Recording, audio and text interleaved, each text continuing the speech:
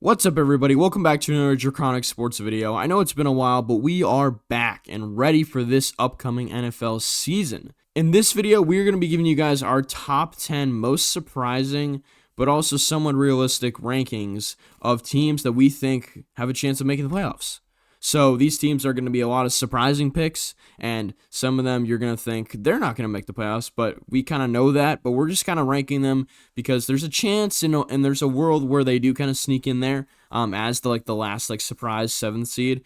So a lot of these teams are probably unrealistic, but there are some higher on this list that definitely do have a chance, and we could definitely see in the postseason come January, February. Also, make sure to leave a like and subscribe if you haven't already, as it helps out the channel a ton, and we'd really appreciate it. Without further ado, let's just get right into the rankings. At our number 10 spot, we have the Indianapolis Colts, who, frankly, I'd be really surprised if this team made the playoffs, but to be fair, this team does have a few things going for it in its favor. Number one, they play in the AFC South, which, if you didn't know, is not very good. So they do have that going for that on their schedule, as well as, for whatever reason, Shane Steichen has managed to make a borderline push to the playoffs. Both of these last few seasons with 8-9 win season, an 8-win and a 9-win season, with Anthony Richardson, Joe Flacco, and Gardner Minshew at quarterback. So honestly, who knows? Daniel Jones made the playoffs once already, so why not with the Colts this time? But like I said, there's a lot of going against this team, mainly that quarterback spot. But honestly, more look at this roster, the receiving core, Tyler Warren at tight end, the defense. There's a lot to like about this roster. If Anthony Richardson, who is not the week one practice starter, or Daniel Jones could take this team and a playoff team. All right, so next up at number 9, we have the Las Vegas Raiders, who are in a very, very hard division right now with the Broncos and Chargers and obviously the Chiefs all competing for playoff spots every single year. Now that the Broncos have Bo Nix, the Chargers have, Jim Harbaugh and Justin Herbert, and the Chiefs, of course, Andy Reid and Patrick Mahomes. So, yeah. All three of those teams, very heavy competitors, and probably all three of them are going to make the playoffs, or at least two of them are going to make the playoffs. So that's already majority of the division, in the playoffs. So the Raiders are going to have a very difficult time of making it. So that's why they are very low on this list at number 9. But they could surprisingly, in a world, some world, I don't know what world, but surprisingly they could sneak in there and beat out the Broncos and maybe even the Chargers and get that, second spot in the division and sneak into the playoffs.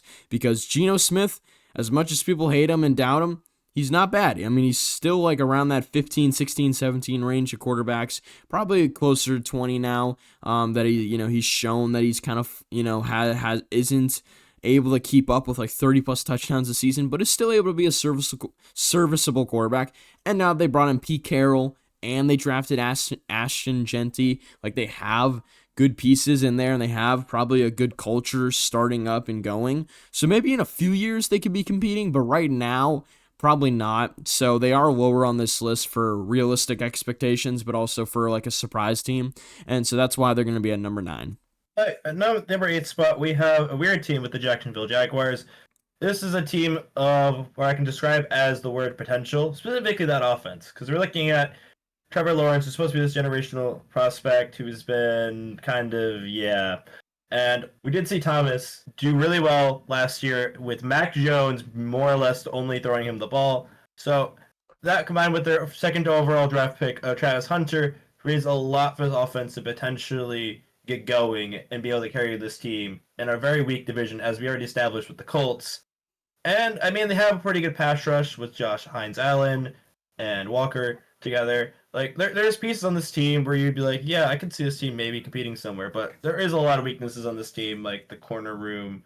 How much will Travis Hunter really be able to elevate this team? Can Trevor Lawrence finally put it together with Liam Cohen?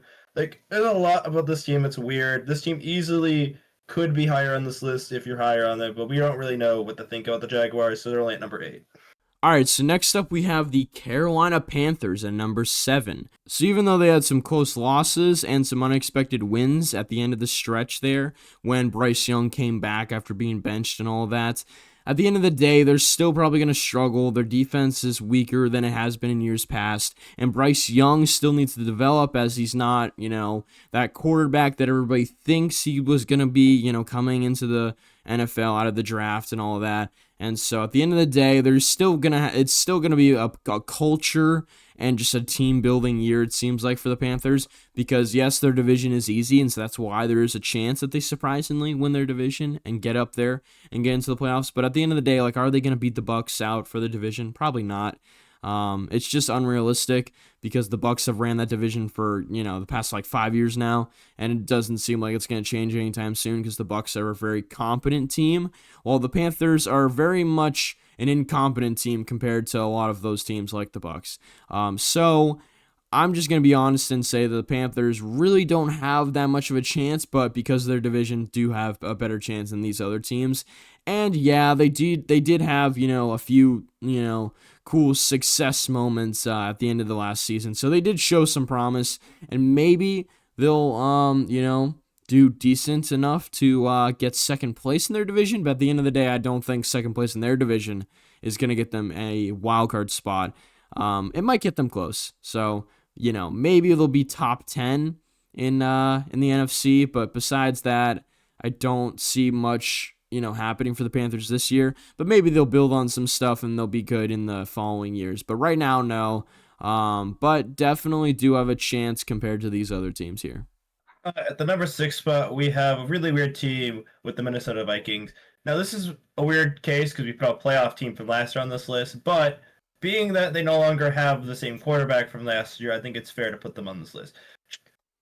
JJ McCarthy literally played a single preseason game and then was out for the season. So effectively, he is just a rookie coming off an injury for the Vikings. Now, a lot of people are trying to contribute all of Sam Darnold's success to just Kevin O'Connell's system. And we'll really have to wait and see truly how much of it is Kevin O'Connell, how much was just Sam Darnold's experience in putting it together last season between the Seahawks and the Vikings. But if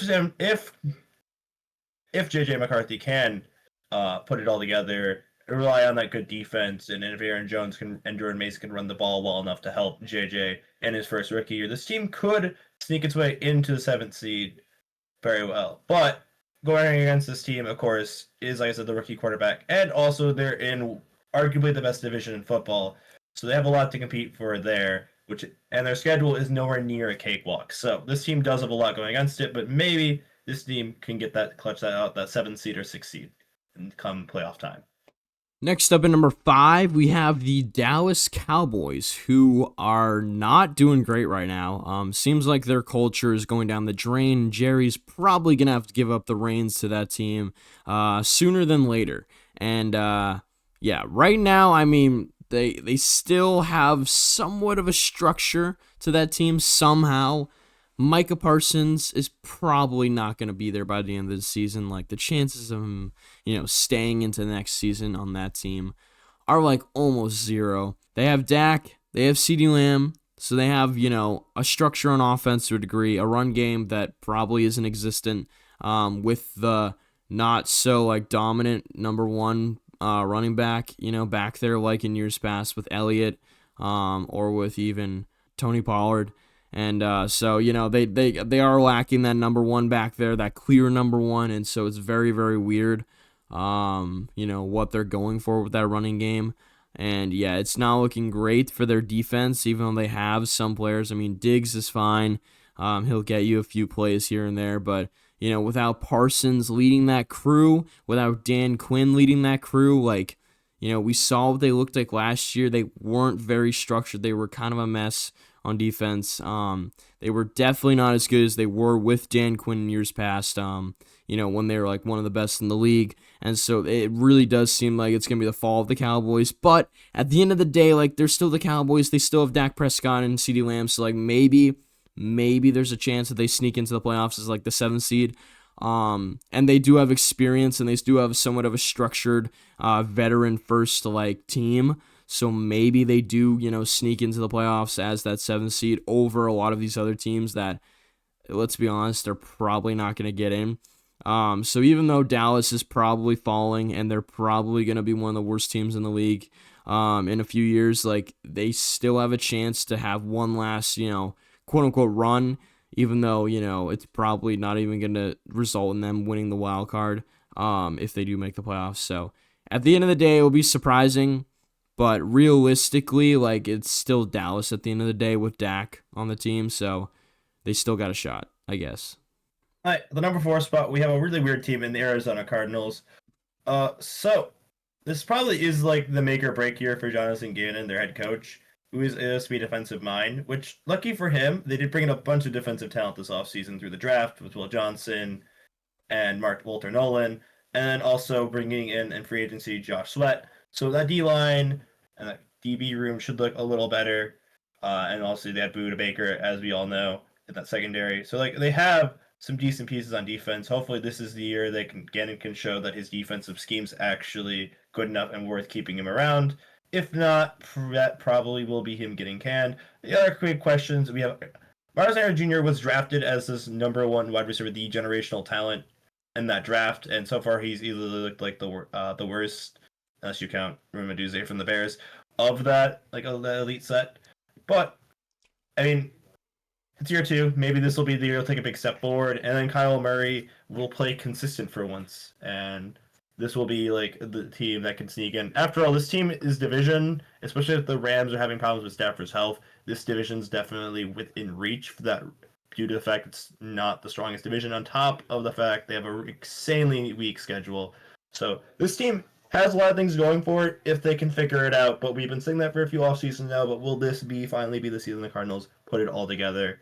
All right, so next up we have the New England Patriots at number 3, and they are above the Cardinals because at the end of the day, it's probably more realistic, not surprising that we get into the playoffs. There'd be a little bit of a surprise to it because they probably aren't going to be able to beat out some of those teams that aren't going to, win their division and are going to get in through the wild card. So they're definitely going to be a wild card team because there's no way they're beating out Buffalo, even though Buffalo's been looking weaker than they have in years past.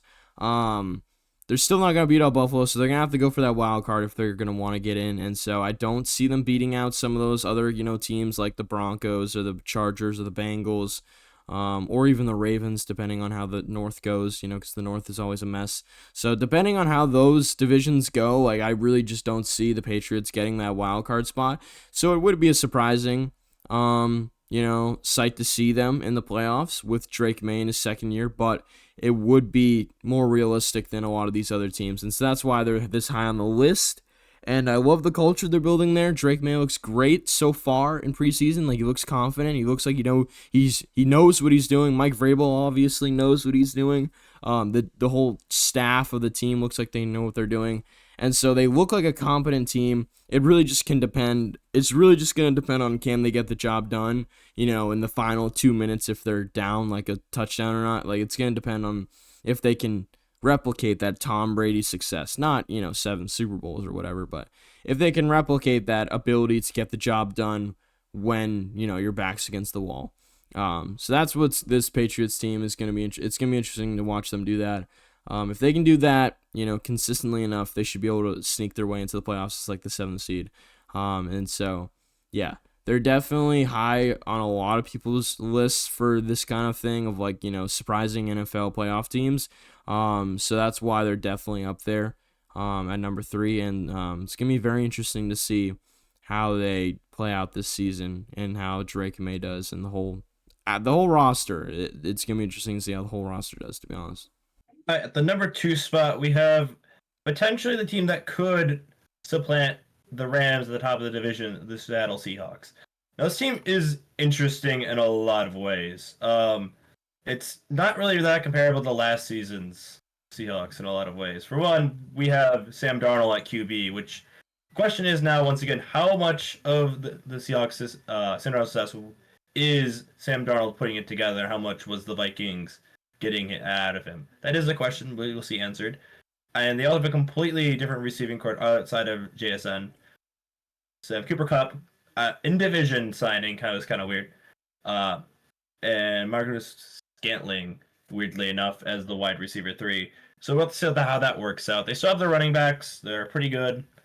Their O-line, they have a center now out of the draft. We'll have to wait and see how the rest of their O-line shakes up. And then their defense should actually look pretty good, honestly. I mean, it's looked decent enough, uh, McDonald. But the question now basically is, can they take that next step as a defense? Because if they can do that, and Sam Darnold can play like 80% of last season, Sam Darnold, this team actually very well could take the division, especially if Stafford is going to have health problems in this upcoming season, which is currently being reported, but he's having back issues right now. But even if the Rams don't fall off because of Stafford having health issues, this team still could very well clutch up a wild card spot because their schedule of, I guess, the AFC West is so easy. So it's likely that one of the teams in this division will clutch up a wild card spot. Whether that's the Cardinals or the Seahawks, I definitely think the Seahawks could easily pull this one off. But like I said, it's going to be really big on if Sam Darnold can get it done this time in Seattle. And finally, last but certainly not least, we have the Pittsburgh Steelers at number 1. Obviously, the Steelers, it might be a little surprising for you to see them up here because, they are that team that's known for making the playoffs. I mean, that's kind of been their thing for the past, 5 years. It's like, oh, Mike Tomlin and the defense, and then whoever they have on offense, like Juju Smith-Schuster, Mason Rudolph, it doesn't really matter who's on that offense. It really just matters if Mike Tomlin and the defense are playing well. They're going to get to the playoffs. And that's probably going to be the case this year. But there is a chance that, they really can't compete in the North. Because, the North, of course, is always stacked. The Browns not being good since Deshaun got there does kind of make the North a lot more weak. But the Bengals are always nasty. The Ravens have been nasty for years now. And so the Steelers are going to have a difficult time with that division. I don't know if they're going to be able to beat out the Chargers or the Broncos, but they are the Steelers, and Aaron Rodgers is the big if. He's the huge question mark. So if Aaron Rodgers can play just serviceable, if he can play better than Mason Rudolph, because that's who their other option is, if he can just play serviceable, then they should just be fine. But will he be able to? At his ripe old age of 41, 40, whatever it is now? I don't know. I don't think he's going to be great, but I think he's going to be better than Big Ben was in his last year. I think Big Ben was also 2 years younger than him in his last year, so I think Aaron Rodgers can still play better than old Big Ben. And they were able to make the playoffs with old Big Ben, so they should probably be able to make the playoffs with old Aaron Rodgers. Even though everybody's probably going to hate on them and all that. Unless Aaron Rodgers really did fall off a cliff, which is going to be sad to see. Because then he's really going to be playing a very bad last year of football. And I don't think he should play a very bad last year of football. I think he should just make the playoffs, probably lose in the wild card, and that'll be it. And that's probably what's going to happen. That's why they're at number 1. Because realistically, they should be better than all these teams and probably make the playoffs. But also, to a degree, it would be surprising because there is a very tough route to get there this year because the Broncos are a competitor, the Chargers are a competitor, the Bengals, the Ravens always are, the Chiefs always are, the Bills always are. I mean, that's already, 6, 7 teams, and then you have the Texans too. The Steelers really are going to have to battle it out to get into the playoffs, but they definitely could. And it would be a little surprising considering they would have 40-year-old Aaron Rodgers as their quarterback. But at the end of the day, we'll have to wait and see. It's going to be exciting to see the Steelers and their whole season play out. Hopefully it's not as bad as the Jets season last year. That was very sad to see. It took a quick turn downwards very fast, downward spiral almost immediately. So hopefully that won't happen to the Steelers, but we'll have to wait and see. Anyways, guys, thank you so much for watching this video. That's going to do it for this ranking. Hope you guys did enjoy. Make sure to leave your thoughts of our rankings down below in the comments. Me and Aqua bounced ideas off each other for this one and came up with this one by ourselves. So this one was all us. And, yeah, we're interested to see what you guys think of our rankings. If you're going to roast, one of us, roast both of us because we both kind of discussed these teams together. We're interested to see what you guys think, as always. And, yeah, make sure to leave a like and subscribe if you haven't already, because that'll help out the channel a ton. And, yeah. Join the Discord. Oh, yeah, join the Discord. But, yeah, we will see you guys in the next video. Peace. Bye.